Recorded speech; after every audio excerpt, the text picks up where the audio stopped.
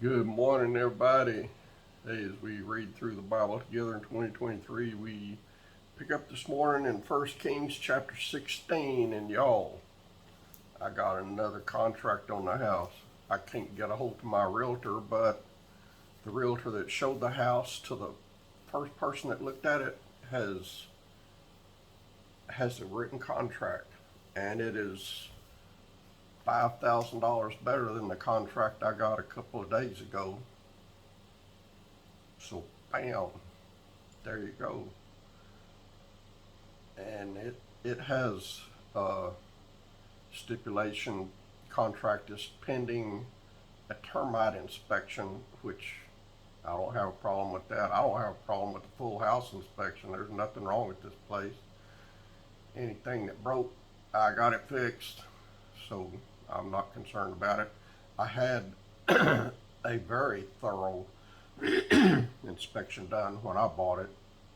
I mean, it took the inspector like 4 hours, thereabout, to do the inspection, and it was very thorough. And there was some stuff he found that was not minor. It was not a deal breaker. I got the stuff fixed, and I've done a lot of improvements since I bought the place, and so I'm not afraid of any kind of inspection. The garage, the front part, the back, the opposite side of the garage from where the big door is, had termite damage at one time, but my inspector said that there was no active termites there then, so it had been dealt with, I guess, when some previous owner had found it. This house was built in 1910, so it's been around a while, and I love it. It's just a wonderful house. I really like this house a lot. For me, it is perfect, but it's not in a location that I want to stay at anymore. So I'm vamoosing out of here as quickly as possible. Uh, Everybody that has looked at the house has been really nice. I've met all but one person I didn't meet, and that guy was in and out in 10 or 15 minutes. I don't know. I've never seen anybody look at a house that fast, but he was in and out very quickly. Everybody else came through, I met and chatted with, and I liked them all, and would not mind have would not mind having any of them live here. There's a young couple with a 2 or 3 year old daughter that looked at it, and they really wanted it, but I think there was some kind of problem with them getting financing on it, so that deal didn't happen. And I was willing to do partial owner financing, but that deal didn't happen. But the first person that looked at it and the last person that looked at it have written contracts. Kind of waiting on my realtor to get back with me so I can sign one of them. They're both good contracts. The new one that just came in yesterday afternoon, early yesterday evening, is $5,000 better than the one that was written by the guy that looked at it 2 days ago. So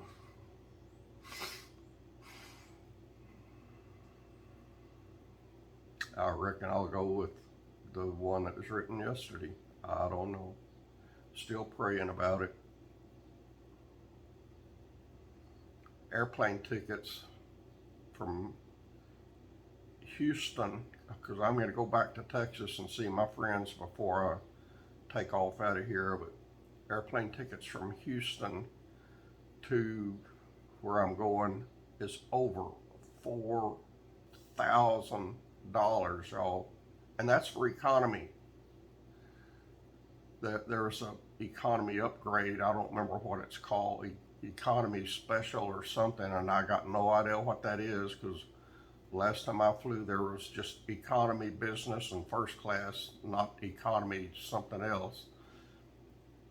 And that one is 12,000. Still economy. It's some special economy though. but from 4,000 something to 12,000 something for an airplane ticket, y'all. That is crazy. But, you know, I'm a fairly good swimmer, but that's kind of too far to swim all the way across the Pacific Ocean once I drive from here to the Pacific Ocean. So I reckon I'll fly. I will be checking other airlines. So when I used to fly, I flew. That's when I lived in Europe mostly. Before I moved to Europe, and while I lived in Europe, I flew Continental Airlines, which became United Airlines, and I continued flying on United Airlines because my frequent flyer miles transferred over. So Continental / United and Lufthansa. I've flown Lufthansa many miles, and British Air. I didn't fly British Air a whole lot, just short little jaunts from when I lived in England and would fly over to France or Spain or Portugal or Netherlands or Norway. I would use British Air.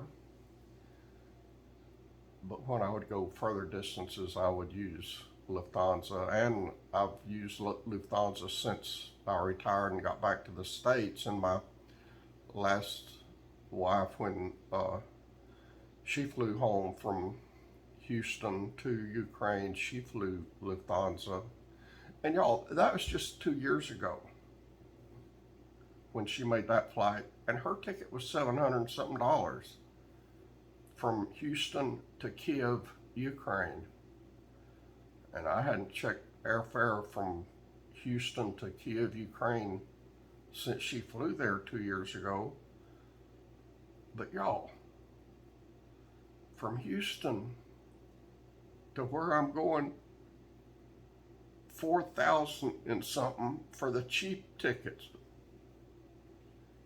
and 12,000 to some economy class upgrade. I think they called it economy special. I don't remember. And that is on United Airline that I got those prices from. I had over 4 million frequent flyer miles when I retired, and I used all those up the first few years of my retirement in the early 2000s. I retired in October of 2000, and I had my bad accident that crippled me up in March of 2001, so I used up most of those frequent flyer miles between October 2000 and March 2001, and I flew all over the place. I was freshly divorced and not a Christian, and I just flew all over the place.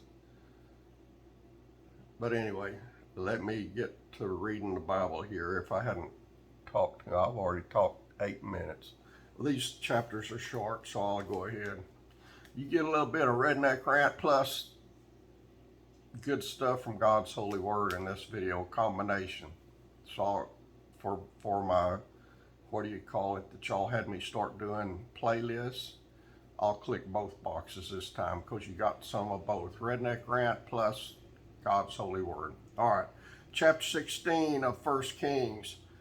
Then the word of the Lord came to Jehu, the son of Hanani, against Baasha, saying, For as much as I exalted thee out of the dust, and made thee prince over my people Israel, and thou hast walked in the way of Jeroboam, and hast made my people Israel to sin, to provoke me to anger with their sins, behold, I will take away the posterity of Baasha, and the posterity of his house, and will make thy house like the house of Jeroboam the son of Nebat.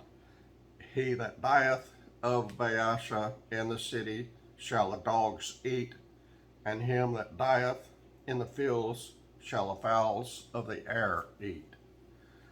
Now the rest of the acts of Baasha, and what he did, and his might, are they not written in the book of the Chronicles of the Kings of Israel? So Baasha slept with his fathers and was buried in Tirzah, and Elah his son reigned in his stead. And also by the hand of the prophet Jehu the son of Hanani came the word of the Lord against Baasha and against his house, even for all the evil that he did in the sight of the Lord, in provoking him to anger with the work of his hands, in being like the house of Jeroboam, and because he killed him. In the 26th year of Asa, king of Judah, began Elah the son of Baasha to reign over Israel in Tirzah for 2 years. And his servant Zimri, captain of half his chariots, conspired against him as he was in Tirzah, drinking himself drunk in the house of Arza, steward of his house in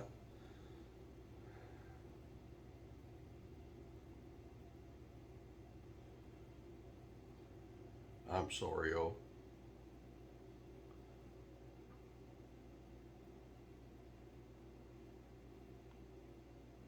in Tirzah. I'm sorry.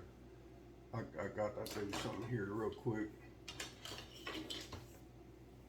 Y'all know I'm not organized. It's just an old bald-headed redneck sharing Jesus. That's all I am. Not a professional videographer, not a professional speaker, none of the above, except bald-headed redneck. That's what I am. A bald-headed, very Christian redneck. Okay, got it? And Zimri went in and smote him and killed him in the 27th year of Asa, king of Judah, and reigned in his stead. And it came to pass, when he began to reign, as soon as he sat on his throne, that he slew all the house of Baasha. He left him not one. Oh, I hate this word. I don't know why they keep putting it in the Bible. He left him not one that pisseth against a wall, neither of his kinsfolks nor of his friends. And y'all,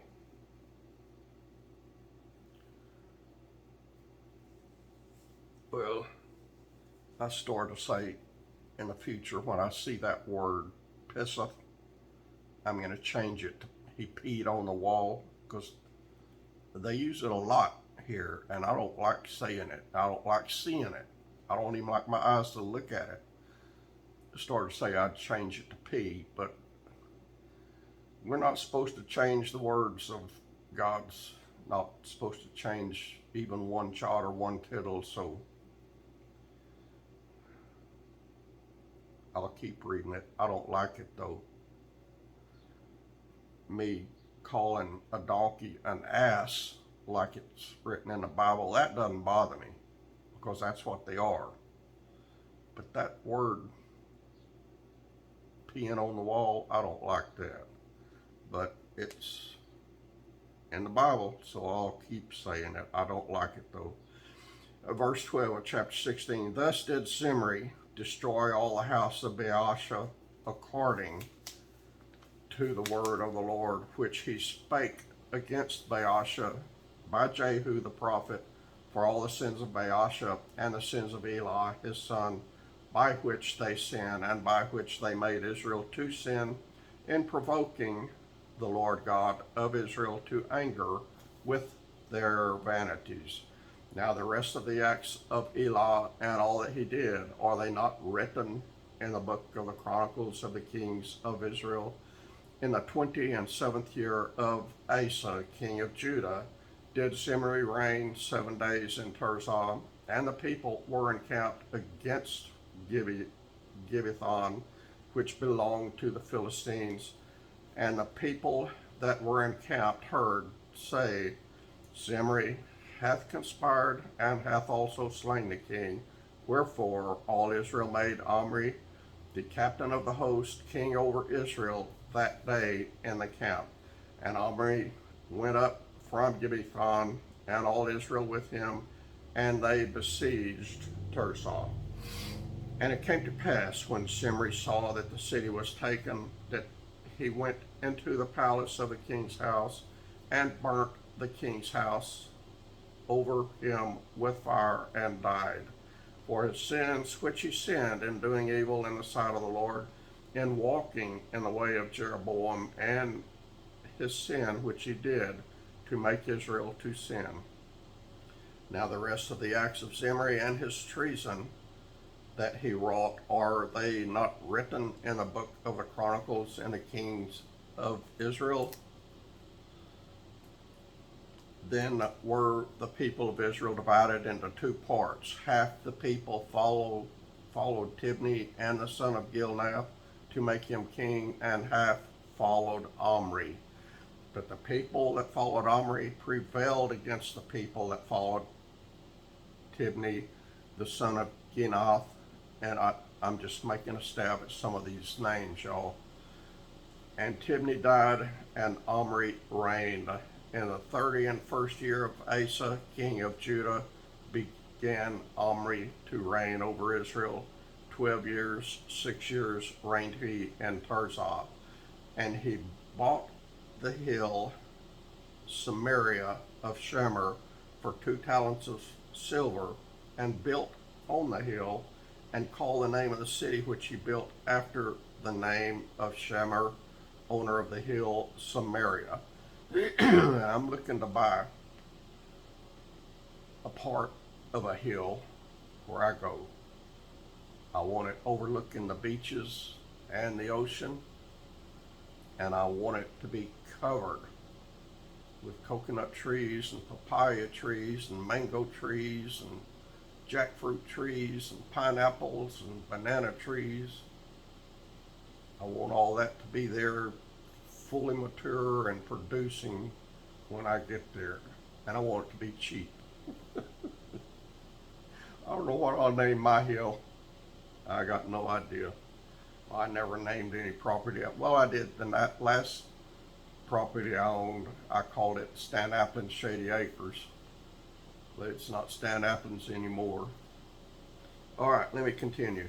But Omri wrought evil in the eyes of the Lord, and did worse than all that were before him. For he walked in the way of Jeroboam the son of Nebat, and in his sin wherewith he made Israel to sin, to provoke the Lord God of Israel to anger with their vanities. Now the rest of the acts of Omri which he did, and his might that he showed, are they not written in the book of the Chronicles of the kings of Israel? And when we finish Kings, we will be in Chronicles. And it's some good stuff in there, y'all. I bet most of y'all never paid attention to what you was reading as you read it, did you? I didn't the first 50 or 60 or 100 times I read it. But I know what's there now. So Omri slept with his fathers and was buried in Samaria, and Ahab his son reigned in his stead. And in the 38th year of Asa, king of Judah, began Ahab the son of Omri to reign over Israel, and Ahab the son of Omri reigned over Israel in Samaria 22 years. And Ahab the son of Omri did evil in the sight of the Lord above all that were before him. And it came to pass, as if it had been a light thing for him to walk in the sins of Jeroboam the son of Nebat, that he took to wife Jezebel, the daughter of Ethbaal, king of the Sidonians, and went and served Baal and worshipped him. And he reared up an altar for Baal in the house of Baal, which he had built in Samaria. And Ahab made a grove, and Ahab did more to provoke the Lord God of Israel to anger than all the kings of Israel that were before him. In his days did Hiel the Bethelite build Jericho. He laid the foundation thereof in Abiram his firstborn, and set up the gates thereof in his youngest son Segub, according to the word of the Lord, which he spake by Joshua the son of Nun. N-U-N, not N-O-N-E, none. Chapter 17 of 1 Kings. And Elijah the Tishbite, who was of the inhabitants of Gilead, said unto Ahab, As the Lord God of Israel liveth, before whom I stand, there shall not be dew nor rain these years, but according to my word. And the word of the Lord came unto him, saying, Get thee hence, and turn thee eastward, and hide thyself by the brook Cherith, that is before Jordan. Y'all hang on a minute. My back is absolutely killing me, and I gotta get repositioned again. Oh.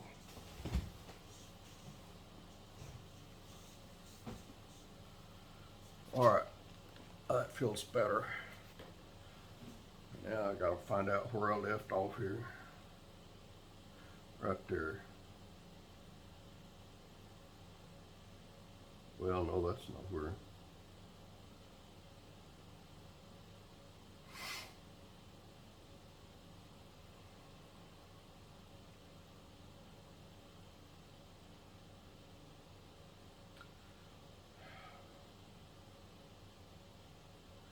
I don't know where I left off, y'all. I'm going to restart at verse 4 of chapter 17. I know I went further than that, but I can't remember what I last read.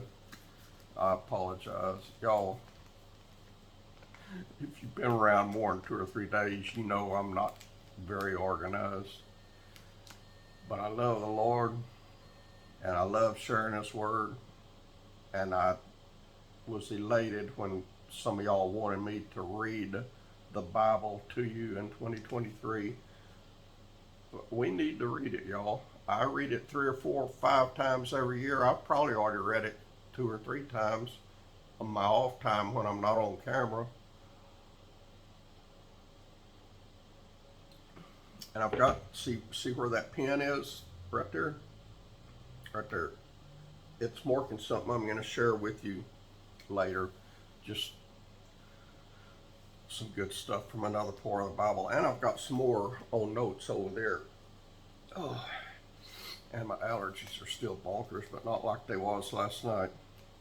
All right. And it shall be that they shall drink of the brook, and I have commanded the ravens to feed thee there.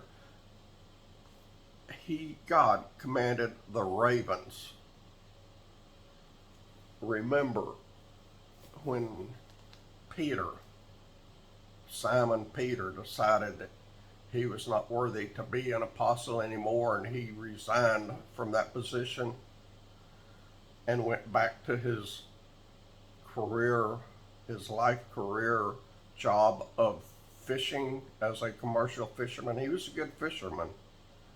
He was a real good fisherman when Jesus called him to follow him, and he immediately left all of his fishing gear and followed Jesus. But he kept messing up over and over and over. And one day, just out of frustration, he said, okay, that's it. I'm done being an apostle. I'm going back to fishing. And Jesus in his mind said, no, you're not, Bubba. I called you to be a fisher of men, not of fish. And what happened? Remember, I've told you all this story. God caused all the fish to swim away from Peter's fishing boat. He and his crew fished all night and didn't catch diddly. Next morning, Jesus went out there and said, hey, what are you doing, Peter? Peter said, fishing. Jesus said, how many did you catch? And he said, all night long we fished and we caught nothing. Jesus said, get your net and throw it over on the right side of the boat. So Peter did, and guess what? That net was so full they could barely drag it in.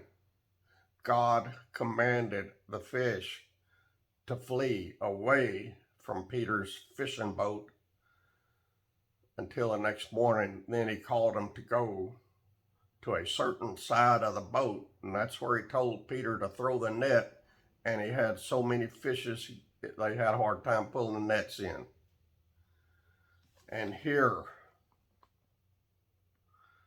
God is commanding the ravens.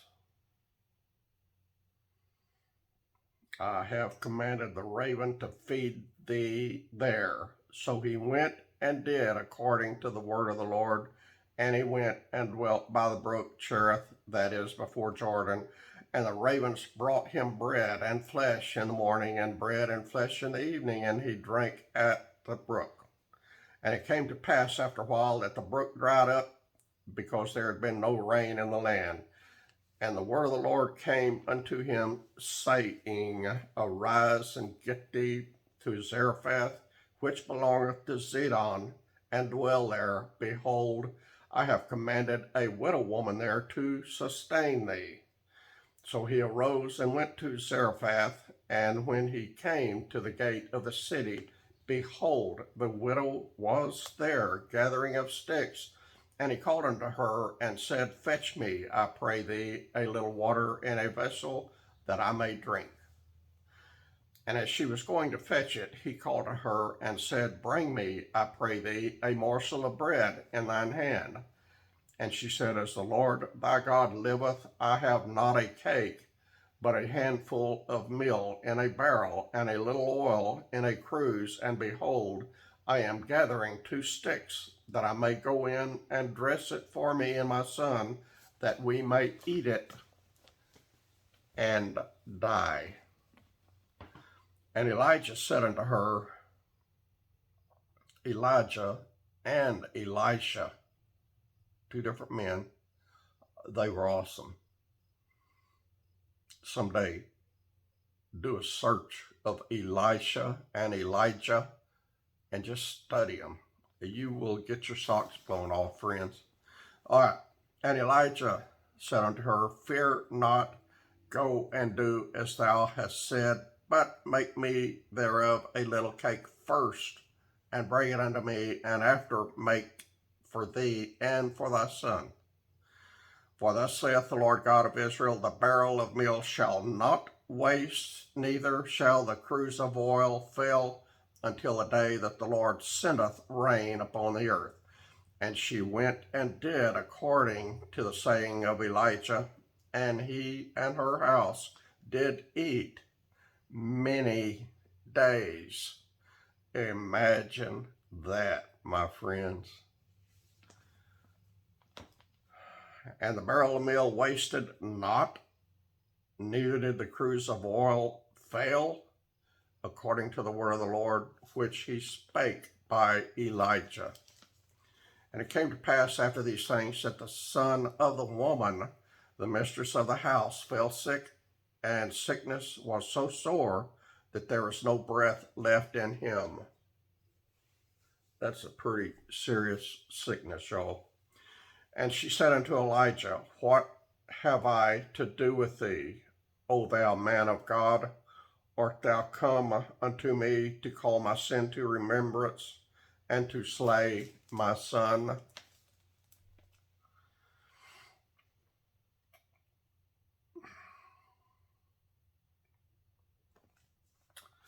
And he said unto her, Give me thy son.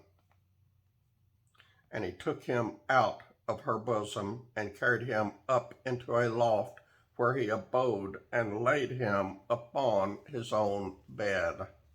And he cried unto the Lord, and said, O Lord my God, hast thou also brought evil upon the widow with whom I sojourn, by slaying her son? And he stretched himself upon the child 3 times, and cried unto the Lord, and said, O Lord my God, I pray thee, let this child's soul come into him again.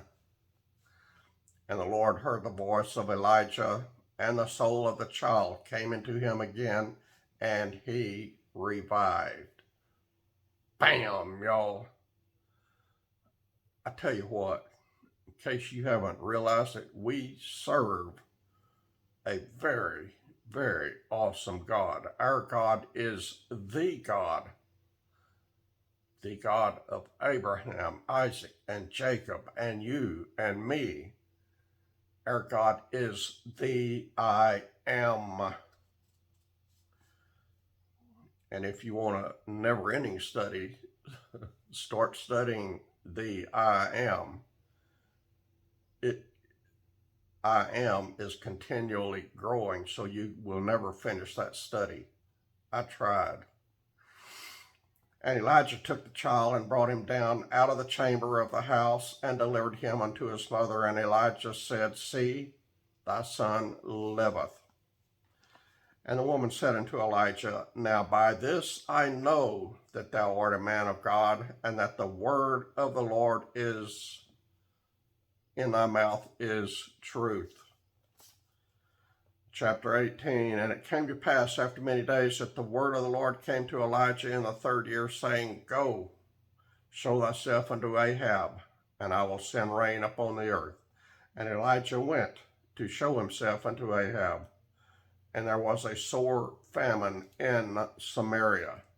And Ahab called Obadiah, which was the governor of his house. Now Obadiah feared the Lord greatly. For it was so, when Jezebel cut off the prophets of the Lord, that Obadiah took 100 prophets and hid them by 50 in a cave and fed them with bread and water. And y'all, I don't think I told you, we are now in chapter 18. Right now, verse 5 of chapter 18. And Ahab said unto Obadiah, Go into the land, unto all the fountains of water, and unto all the brooks, peradventure we may find grass to save the horses and mules alive, that we lose not all the beasts. So they divided the land between them to pass throughout it. Ahab went one way by himself, and Obadiah went another way by himself. And as Obadiah was in the way, behold, Elijah met him, and he knew him, and fell on his face, and said, Art thou that my lord Elijah? And he answered him, I am. Go, tell thy Lord, behold, Elijah is here. And he said, What have I sinned, that thou wouldest deliver thy servant into the hand of Ahab to slay me? As the Lord thy God liveth, there is no nation or kingdom whither my Lord hath not sent to seek thee. And when they said, He is not there, he took an oath of the kingdom and nation that they found thee not. And now thou sayest, Go tell thy Lord, behold, Elijah is here. And it shall come to pass, as soon as I am gone from thee, that the Spirit of the Lord shall carry thee whither I know not.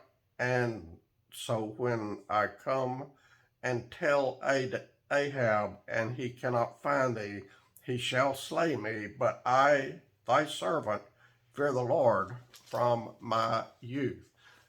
And friends, if you fear the Lord, you don't have to fear anybody else or anything else. The fear of the Lord is the beginning of all wisdom. All right, got that? Was it not told by the Lord what I did when Jezebel slew the prophets of the Lord? How I hid 100 men of the Lord's prophets by 50 in a cave, and fed them with bread and water. And now thou sayest, Go, tell thy Lord, behold, Elijah is here, and he shall slay me. And Elijah said, As the Lord of hosts liveth, before whom I stand, I will surely show thyself unto him today. So Obadiah went to meet Ahab and told him, and Ahab went to meet Elijah. And it came to pass, when Ahab saw Elijah, that Ahab said unto him, Art thou he that troubleth Israel? And he answered, I have not troubled Israel, but thou and thy father's house, in that ye have forsaken the commandments of the Lord, and thou hast followed Baalim. Now therefore send and gather to me all Israel unto Mount Carmel, and the prophets of Baal 450, and the prophets of the groves 400, which eat at Jezebel's table. So Ahab sent unto all his children of Israel, and gathered the prophets together unto Mount Carmel. And Elijah came unto all the people and said, How long halt ye between two opinions? If the Lord be God, follow him. But if Baal, then follow him. And the people answered him not a word. Then said Elijah unto the people, even I only, remain a prophet of the Lord, but Baal's prophets are 450 men.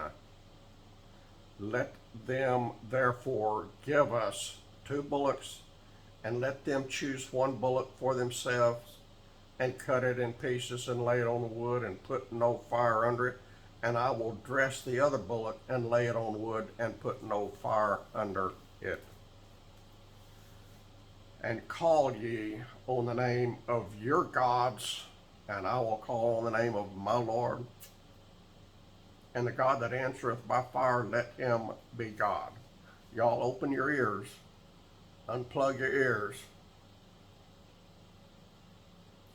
And all the people answered and said, It is well spoken. And Elijah said unto the prophets of Baal, Choose you 1 bullock for yourselves, and dress it first, for ye are many, and call on the name of your gods, but put no fire under it.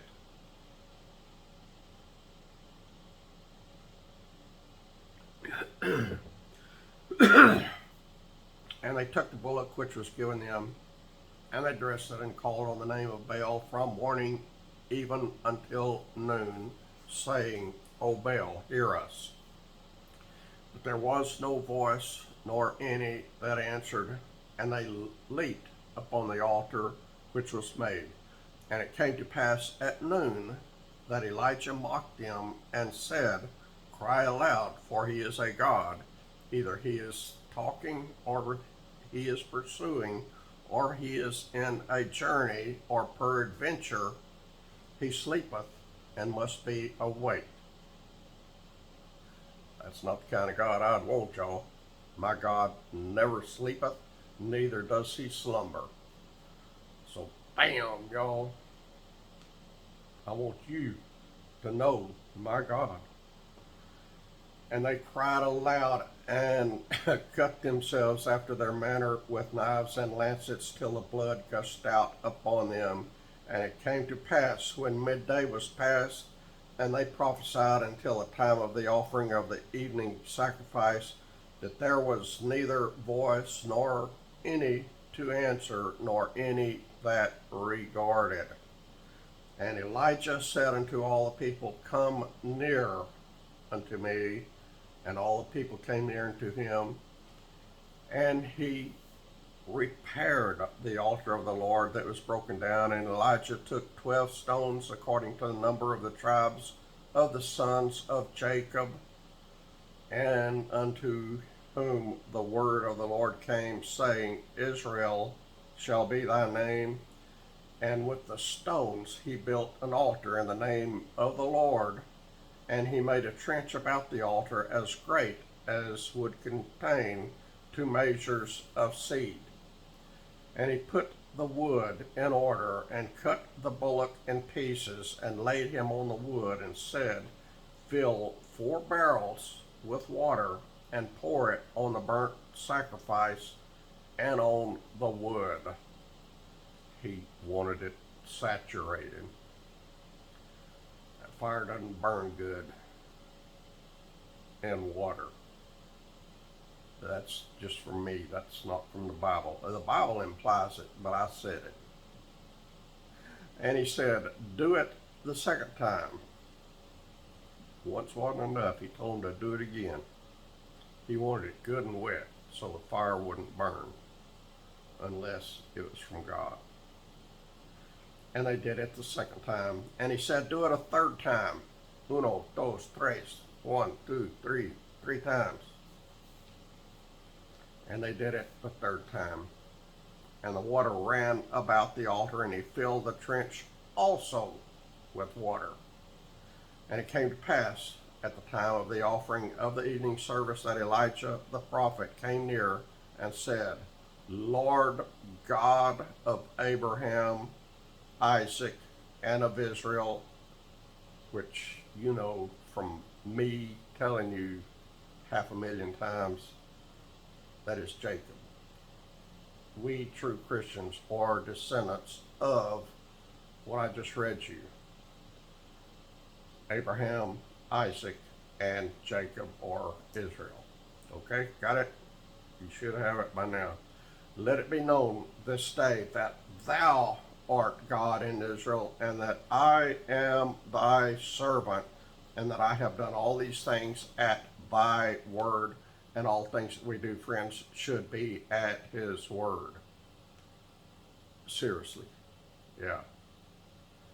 Hear me, O Lord, hear me, that this people may know that thou art the Lord God, and that thou hast turned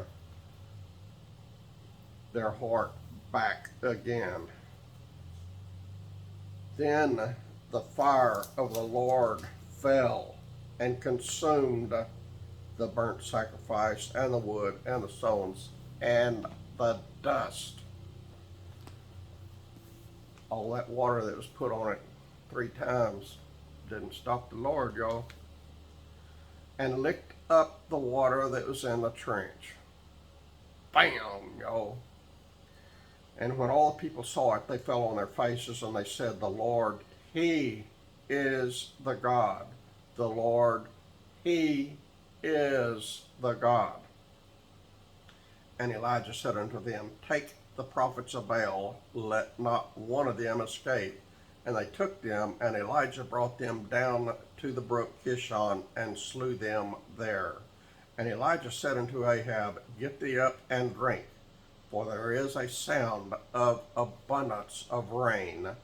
So Ahab went up to eat and to drink, and Elijah went up to the top of Carmel, and he cast himself down upon the earth, and he put his face between his knees, and said to his servants, go up now, look toward the sea. And he went up and looked, and said, there is nothing. And he said, go up again 7 times. And it came to pass at the 7th time that he said, behold, there ariseth a little cloud out of the sea, like a man's hand. And he said, go up, say unto Ahab, prepare thy chariot, and get thee down, that the rain stop thee not. And it came to pass in the meanwhile that the heaven was black with clouds and wind, and there was a great rain. And Ahab rode and went to Jezreel. And the hand of the Lord was on Elijah, and he girded up his loins, and ran before Ahab to the entrance of Jezreel.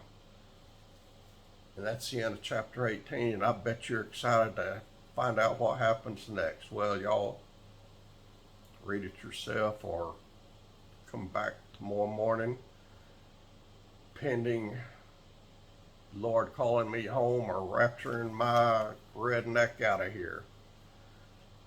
So you got 17 and 18, I think's what I gave you. 17, you got 16, 17, 18. You got a bonus today. You got 16, 17, and 18. All right, that's it, y'all. This is a 44-minute video. I apologize for that, but you got something good. You got a bunch of good from here, plus you got a little redneck rant. So there you go, y'all. I love y'all. I appreciate y'all. God bless each and every one of you. And y'all cuddle up close to the Lord and stay there. And share him. The world needs Jesus more than it needs anything else. Bam! And who's going to tell him? You and me, brother and sister. You and me.